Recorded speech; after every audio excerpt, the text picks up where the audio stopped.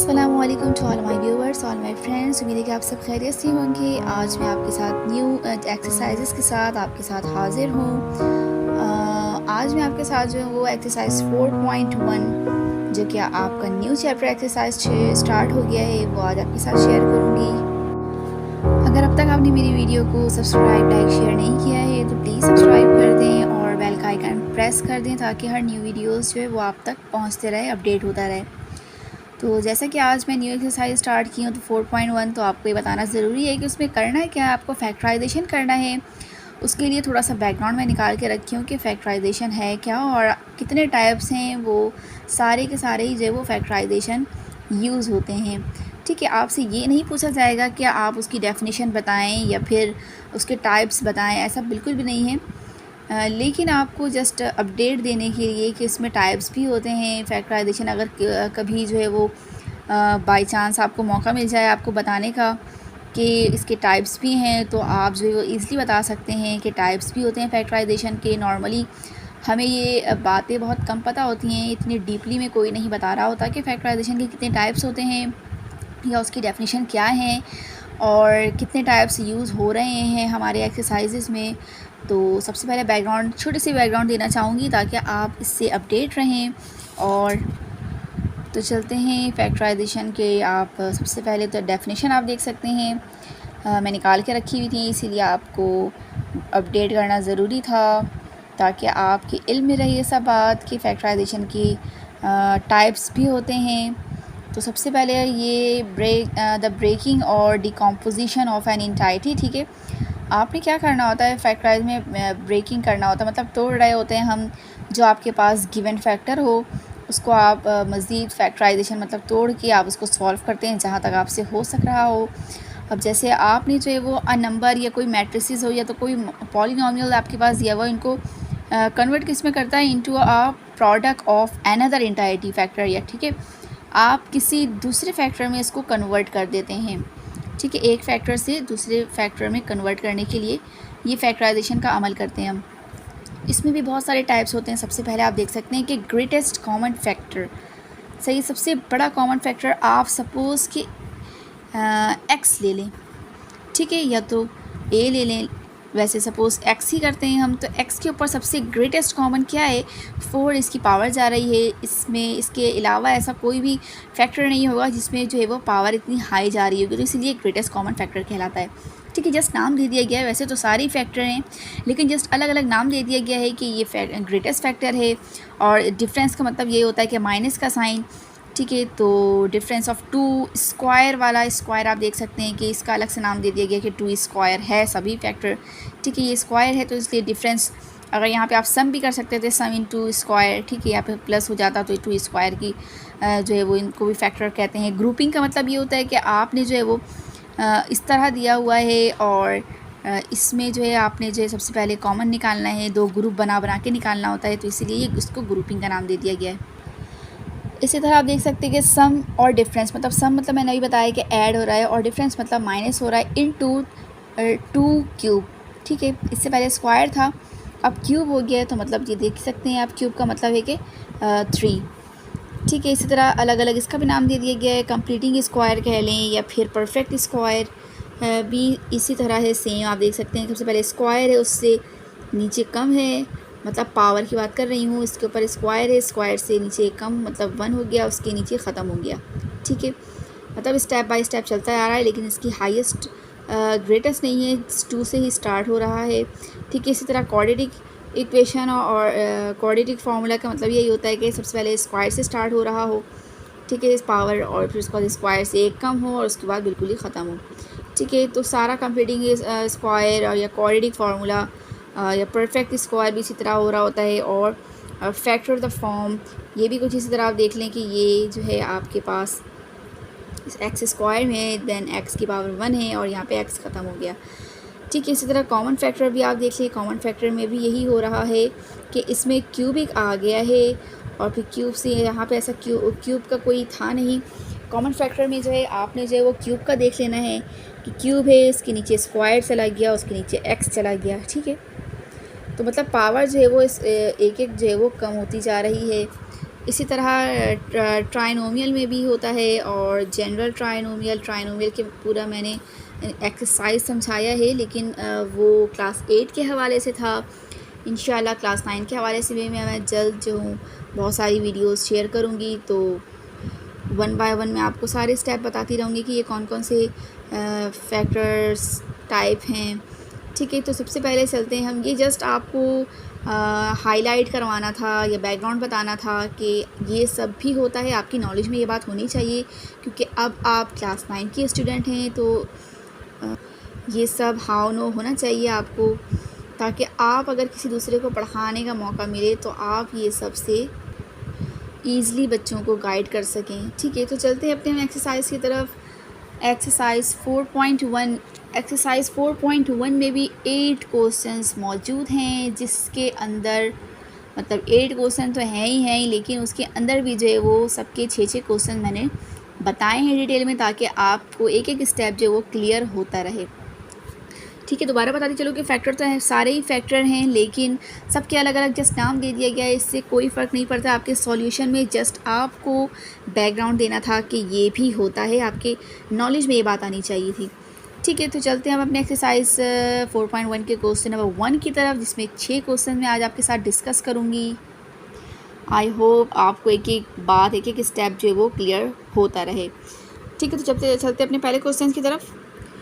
तो पहला आपको करना है ये कि फैक्टराइज द फॉलोइंग, इसको फैक्टराइज निकालना है। इसमें सिंपल आपने जस्ट, क्योंकि इसमें सब कुछ जो है वो डिफरेंट है, इसमें एक्स, इसमें वाई, इसमें जेड, आपने जस्ट इसमें वो चीज़ कॉमन निकाल लेना है जो तीनों में सेम हो। अब जैसे कि आप एक्स वाई जेड ये तो कॉमन ले नहीं सकते, आपके पास 4 है, 16 है, 24 है, ये तीनों जो है वो 4 की टेबल में आता है, तो आपने जस्ट 4 को कॉमन ले लेना है और अब इसको सॉल्व करते चले जाना है। 4 1 जा 4 होता है, x वैसे ही आ जाएगा, 1 आप ना लगाएं, अगर x नहीं होता तो आप 1 लगा देते हैं, लेकिन x है तो 1 इसके साथ ऑलरेडी छुपा ही हुआ है, लेकिन तो लगाने की ज़रूरत आपको नहीं है। इसी तरह सेकंड स्टेप प्लस का निशान है, ये 4 की टेबल में 16 आता है, 4 4 जा 16, y वैसे ही रह गया। इसी तरह प्लस का निशान 4 की टेबल में 24 आता है, 4 6 से 24 होता है और z वैसे ही रह गया, तो ये आपका जो है वो आंसर हो गया। ठीक है, जस्ट आपको ये छोटा सा काम करना है कि आपने कॉमन लेना है और इसको सॉल्व कर देना है। इसमें कोई पेचीदा भी काम नहीं आया है, आपको ये जस्ट छोटे छोटे स्टेप बताया जा रहा है, इसलिए ताकि आप इसके ज़रिए जो है वो बड़े बड़े क्वेश्चन सॉल्व कर सकें। इसमें जस्ट आपने कॉमन लेना सीखना है कि किस तरह हम कॉमन ले रहे हैं। तो आप देख सकते हैं कि मैंने सारे क्वेश्चन जो है वो यहाँ पे लिख लिए हैं, एक क्वेश्चन पीछे है।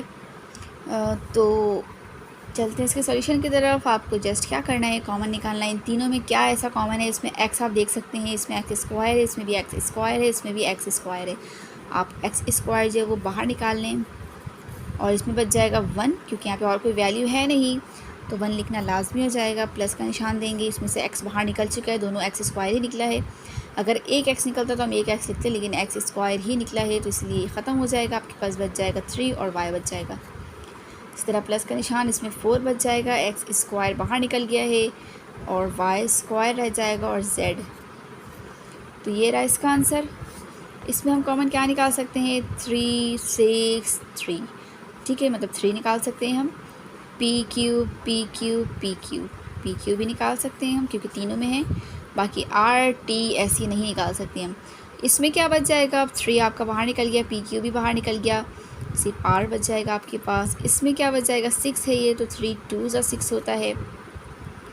पी क्यू बाहर निकल गया, सिर्फ टी रह गया। ठीक है, अब प्लस का निशान डालेंगे इसका, 3 बाहर निकल चुका है, पी क्यू बाहर निकल चुका है, सिर्फ ऐसे रह जाएगा, तो ये आपका यहीं पे आंसर।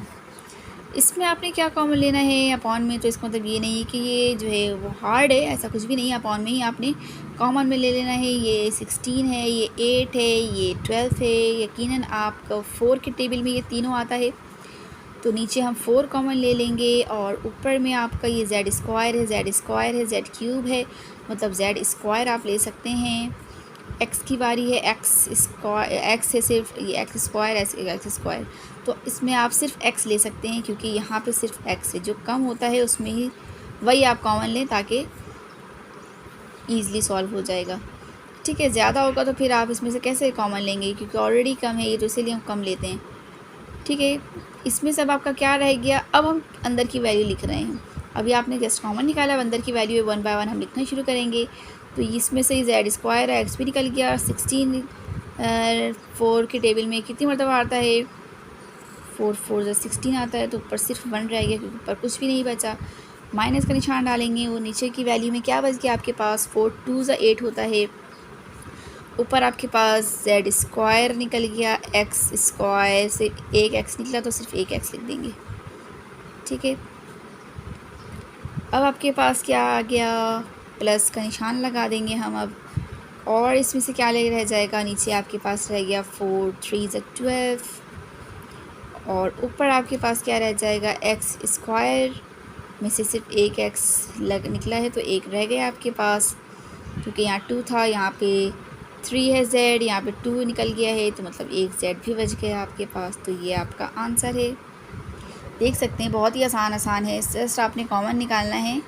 इससे मुश्किल में आपको क्लास 8 के मैथ्स, जो कि मेरी पिछली वीडियोज़ है उसमें मैंने बताया है, इस दफ़ा डिटेल में हर चीज़ स्टेप है, क्योंकि 9 का पेपर है। बच्चे जो है वो डर गए हैं कि 9 जो है वो उसमें मैथ्स कैसे आ गया है, इसीलिए इजी स्टेप से आपको क्लियर की जा रही है हर बात, ताकि मैथ्स मैट्रिक वाले में आपको ये सब छोटी छोटी बातें जो है वो परेशान ना करें। इसमें आपने क्या कॉमन ले लेना है, याद रहे कि ये दोनों साथ है, इसके भी ये दोनों साथ है, ये दोनों आप देख सकते हैं कि ये इसमें भी है, ये इसमें भी, ये हम कॉमन ले लेंगे। ठीक है, अब बचा आपके पास 9 क्यू आर, इसमें 18 क्यू स्क्वायर आर स्क्वायर, तो मतलब आप 9 क्यू आर भी ले सकते हैं, क्योंकि 9 की टेबल में 18 भी आता है। अब हम यहाँ पे कॉमन वाला ले रहे हैं, सॉरी ये कॉमन ले लिया, अब जो बच जाएगा वो हम यहाँ पे लिखेंगे। ठीक है, तो कॉमन इसमें से क्या, कॉमन ये भी निकल चुका है, 9 क्यू आर भी निकल चुका है, तो आपके पास यहाँ बच जाएगा सिर्फ और सिर्फ 1। ठीक हो गया। नाउ सेकंड स्टेप आपके पास ये है, इसमें से आपके पास ये तो निकल चुका है बाहर, प्लस का निशान लगा देंगे हम यहाँ पे। इसमें से आपके पास क्यू स्क्वायर है, ये एक क्यू रह जाएगा आपके पास और एक आर रह जाएगा आपके पास, और 9 की टेबल में 2 टाइम्स पढ़ने से ये आता है 18, 9 2 ज़ा 18। तो ये आपका जो है वो इसका आंसर हो गया, ये कॉमन लिया और ये आपके पास रिमेनिंग रह गया, तो ये आंसर है क्वेश्चन नंबर 6। क्वेश्चन नंबर 6 आपके पास ये है, जो 4.1 के क्वेश्चन नंबर 1 का लास्ट है। इसमें आपने क्या देख सकते हैं कि ये कॉमन है, ये कॉमन है, ये कॉमन है। आप सबसे पहले कॉमन ही लिख दें कि कॉमन आपने जो है वो ये ले लिया है। अब बचा ए, इसमें स्क्वायर है, इसमें स्क्वायर है, तो आप ए भी कॉमन बाहर निकाल लें। अब और कुछ मज़ीद कॉमन बाहर निकाल नहीं सकते, क्योंकि इसका तो हम पूरा कॉमन बाहर निकाल ही चुके हैं और कुछ बचा नहीं है इसमें। सबसे छोटी वाली वैल्यू में से कुछ नहीं बचा, वही देखना होता है छोटी वैल्यू आपके पास क्या है। अब इसमें से बच गया सिर्फ और सिर्फ 1, क्योंकि पूरा जो है वो बाहर निकल चुका है। माइनस का साइन, इसमें से क्या बच गया आपके पास, ये निकल चुका है बाहर, ये बच गया और इसमें से भी एक बच गया, क्योंकि ए निकला है। अब यहाँ पे स्क्वायर है तो एक ए रह गया, और बी तो वैसे ही रह गया क्योंकि बी का तो काम ही नहीं हुआ। इसी तरह इसमें जो है वो ये तो ख़त्म हो चुका है, इसमें से एक रह गया और ये बी स्क्वायर रह गया। तो ये था आपके एक्सरसाइज 4.1 के क्वेश्चन नंबर 1 के 6 क्वेश्चंस। कल मैं इंशाल्लाह आपके साथ 2 के 6 क्वेश्चन है वो आपके साथ शेयर करूंगी, और टाइम रहा तो मैं आपके साथ क्वेश्चन नंबर 3 भी सॉल्व करने की, शेयर करने की कोशिश करूंगी। तो तब तक के लिए मुझे इजाज़त दीजिए, अपना बहुत ख्याल रखिए, मुझे अपनी ख़ास दुआओं में याद रखिए। हज का बाबरकत महीना है, शुरू होने वाला है, तो ख़ुसूसी अपनी दुआओं में याद रखिएगा मुझे। कल न्यू वीडियो के साथ आपके साथ हाज़िर होंगी, मुझे दीजिए इजाज़त। अल्लाह हाफ़िज़।